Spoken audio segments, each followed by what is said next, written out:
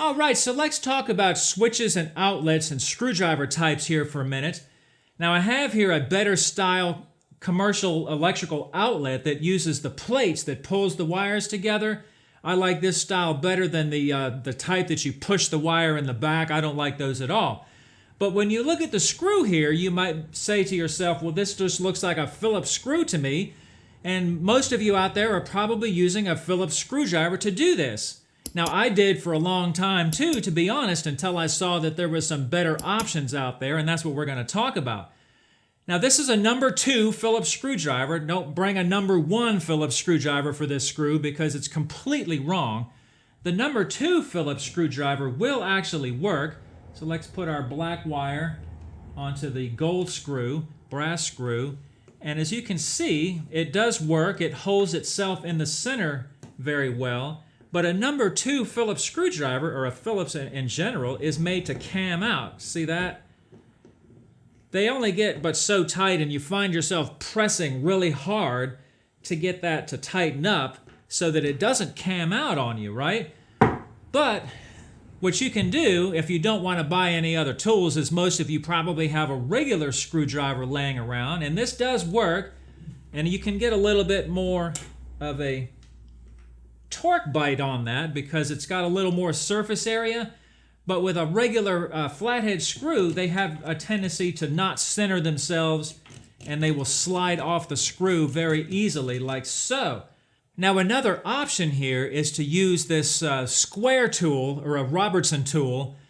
This takes a number 1 square tool, which does work, but honestly, I don't like using the square tool on this. I have found they strip out rather easy, although I can get a pretty good bite on that. I have found that they don't work very well. But what they will work well for are these mounting screws right here. They work well for that. And what you can do is get the square head tool for your drill. Now this is a number 1 Robertson, by the way, if I didn't mention that. And that works really well to mount into your box. You can even hear it camming out a little bit. But anyway, that works good for that. You can also use a Phillips for this, and also some of the options I have coming up. Now another good option, now this one is easier to find than the next option, which I think is going to be the best one. But this other option is a good option. This is a combo screwdriver.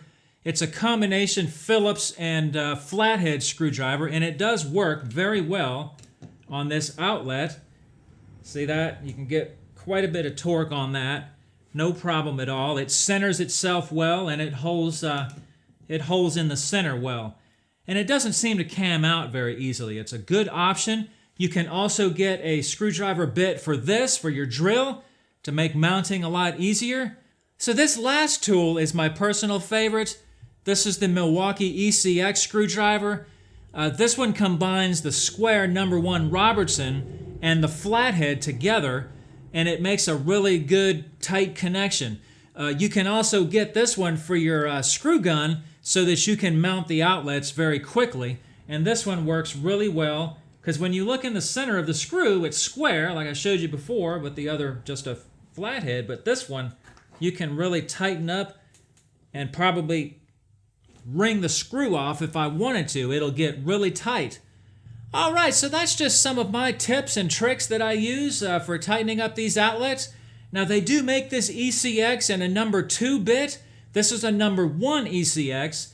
The number 2 is more for circuit breakers and stuff like that. I actually don't have one handy here to show you.